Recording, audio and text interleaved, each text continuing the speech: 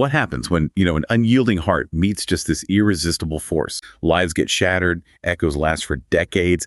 Imagine a connection so intense it breaks every rule. It shapes destinies, really, leaving behind both passion and devastation. Welcome to the Deep Dive. We explore the complex stuff of human experience, pulling out those surprising bits, the insights that make you go, aha. Today, we're diving deep into a really epic story. We're not just telling it. We want to get under the skin of it, understand the psychology behind hidden love, obsession, and maybe even fate. Exactly. This isn't just drama for drama's sake.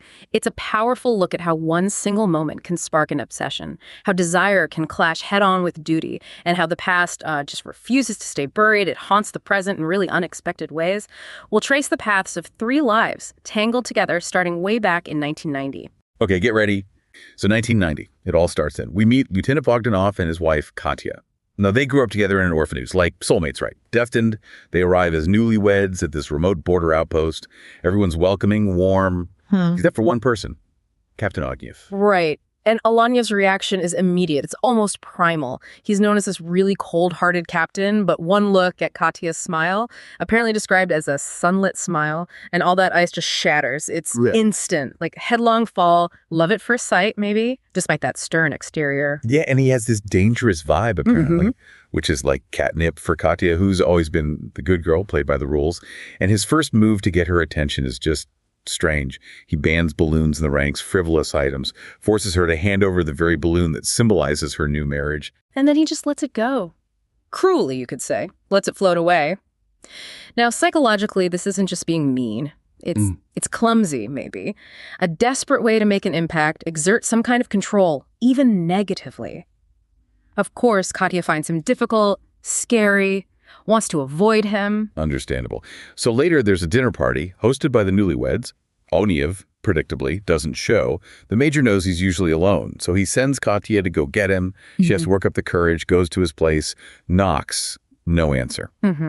And this is where the tension really ratchets up. She's there, looking at this glass bottle on his table, moonlight shining through it, totally oblivious. Oblivious to his gaze, just scorching her skin from behind. That's how it's put. When he finally appears, his flirting just sends her heart pounding. And he's struggling, too. You see him crush a glass in his own hand, using that physical pain, maybe, to distract from the emotional intensity. Exactly. It's a powerful internal conflict. Katya just panics and runs. Thankfully, her husband, Bogdanov, is there, cheerful, breaks the tension with their old childhood game.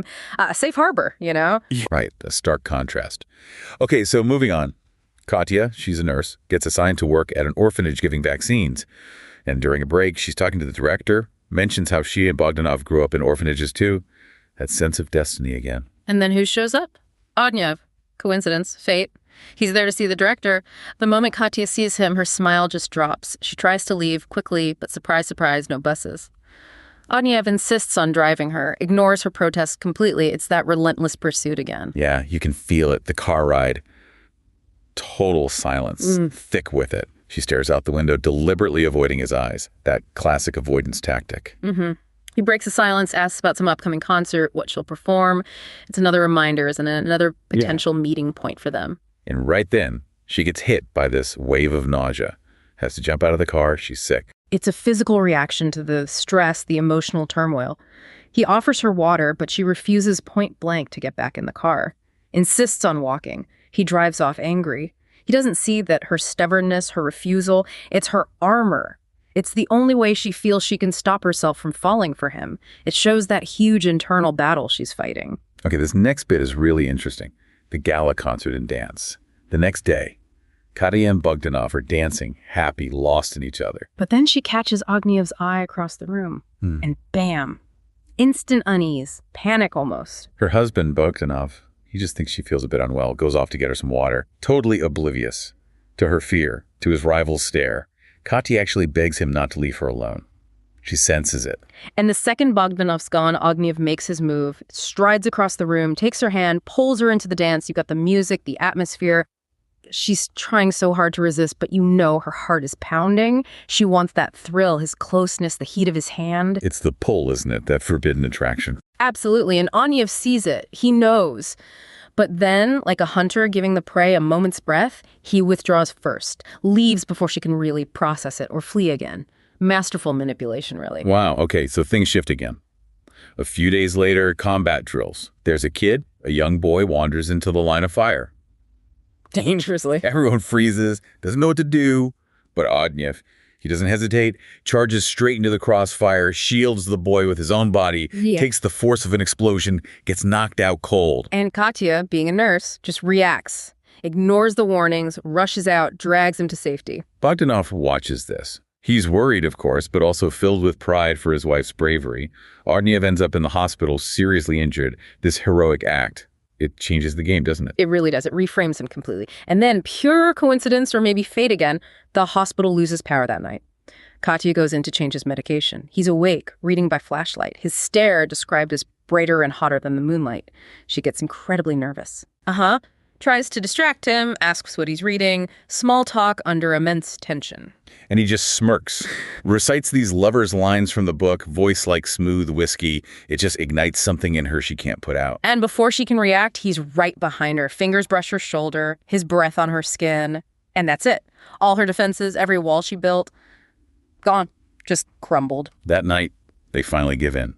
Total surrender to that passion. But passion, especially forbidden passion, always has consequences, right? Yeah. The next day, the little boy's mother comes to thank Ognev, and she finds them. Asleep, tangled together, she's startled, quietly leaves some fruit, slips out. Yeah. But that kind of gossip, it travels. She tells the orphanage director. The director, Ara. And her reaction is key. She warns the mother not to spread it around. Why? Because it turns out Ira's been secretly involved with Ognev for years, obsessed with him, rejected other proposals even. She hasn't learned that lesson about men being like matchsticks, easily lit, quickly burned out. Her words, apparently. Wow. So Ognev, after sleeping with Katya, the first woman he seems to have genuinely cared about, decides to clean house, so to speak. He ends things with Ira. Formally. She reacts hysterically, begs him, throws away all her pride. But it's no use. He has no idea how devastating this is for her. Meanwhile, Katya's having her own realization. Her feelings for Bogdanov, they're familial, comfortable, yes, but like family. With Ognev, that's the real thing. True, passionate love for the first time. But then, another twist. That nausea again. She goes to the hospital. Yeah, and finds out she's pregnant, 2 months along, with Bogdanov's child. What timing. Just as she figures out her feelings, it's described as a sick joke by fate. She's crying when she tells Ognev. How does he react? Surprisingly, he doesn't care about the paternity. He tells her, stay with me, I'll raise the child as my own. He's all in. But Katya, she sees the pregnancy differently, as fate stepping in, telling her what she has to do. Right. She can't deepen the guilt, can't continue the affair. Yeah. So she decides. She has to cut ties with Ognev, go back to her husband. Ognev is crushed, devastated, takes it out on his soldiers in these brutal training sessions. And Katya is torn apart too. It's an understandable choice, in a way. Bogdanov adores her, right? Treks through mountains for lavender just to make her smile. Exactly. So when he comes back with those flowers, Katya just loses it. Clings to him, pleads with him not to leave, keeps saying, I love you, almost like she's trying to convince herself. And poor Bogdanov is just completely baffled, heartbroken by her tears, but totally clueless about the real reason, the storm inside her, the sacrifice she's making. It's tragic, the weight of that unresolved grief, that loss. It can cast such a long shadow. Okay, so 7 months pass. Katya has the baby, a healthy girl. Ognev hears the news, and even though they're separated, he sends his big car to bring them home from the hospital. A sign of his lingering devotion, care. And more than that, he gives them his own larger, better room, moves himself into their old, cramped place, a significant gesture. Yeah, Katya feels she has to thank him. Guided by duty, maybe still by feeling, she goes to see him. And the irony is just painful. Neither knows it's the last time they'll ever see each other. God, you never know those moments, do you? Meanwhile, Ira, the orphanage director, she sees this interaction, sees Ognev still caring for Katya, and she's just consumed by jealousy. Her hopes are dashed. Then, that night, the baby is crying nonstop, sensing danger maybe. Katya takes the baby outside so she doesn't wake Bogdanov, runs into the major out there. The major thinks the baby's hungry. Makes sense. So Katya leaves the baby with him, rushes to the kitchen to warm some milk. She strikes a match. And then a massive explosion just tears through the air. Ognev can only watch, helpless, as the building erupts in flames, consuming Katya and Bogdanov. Utterly devastating. And the aftermath for Ognev. He just shuts down, deep depression, cuts himself off from everyone. Ira tries to comfort him, saying it was an accident, still maybe hoping he'll turn to her now. But she's completely misread him. Totally. With Katya gone, something inside him died too. There's no room left for anyone else, least of all Ira. She finally has to accept defeat, takes her son, and leaves. Her obsession led to ruin for everyone. 20 years. Yeah. Just like that. Ogniev's left the military. He's now this powerful businessman. Yeah. Both legit and not so legit dealings. Right. He's surrounded by beautiful women, apparently, but none of them matter. He's haunted, still sees Katya in her wedding dress, that explosion, her image, frozen in time for him. It shows how transformative love, even cut short, can just arrest your emotional development almost. He's moved on in life, materially but emotionally. Stuck. Precisely. That fixation on an idealized lost past, it's a powerful psychological trap. So one day, he's lured onto a yacht for a business deal. Client brings along a dozen models. Including one named Alla. She drinks too much, passes out, misses the boat when the others leave, wakes up, it's just her and Ogniev. She's ambitious, wants to be a top model, sees an opportunity, tries to seduce him, hoping for sponsorship. And Ogniev, he jokingly, or maybe not so jokingly, threatens to destroy her. Typical him, right? Dangerous edge. Yeah. She's terrified, jumps overboard into the sea. Seems like panic, but it turns out to be incredibly lucky. How so? He dives in to save her, and by doing that, they both escape a bomb that his enemies had planted on the yacht meant for him. She inadvertently saved his life. Wow. So they survive, make it to shore. He warns her straight away. Don't go home, don't call the police. His enemies will be looking for anyone connected to him now. He plans to fake his own death, go underground, figure out who tried to kill him. But unknown to them, the enemies already found Alla's apartment. Her sister is now in danger. Alla has to run. Okay, so Ogniev sets off alone to get help. And this is where the past comes roaring back. He sees her, a woman who looks exactly like Katya, identical, in a wedding dress running across a rooftop. But her eyes, they're different. Devoid of the warmth that once held him captive. His head tells him it can't be her, she's gone. But after 20 years of obsession, seeing that face, how can he possibly resist finding out?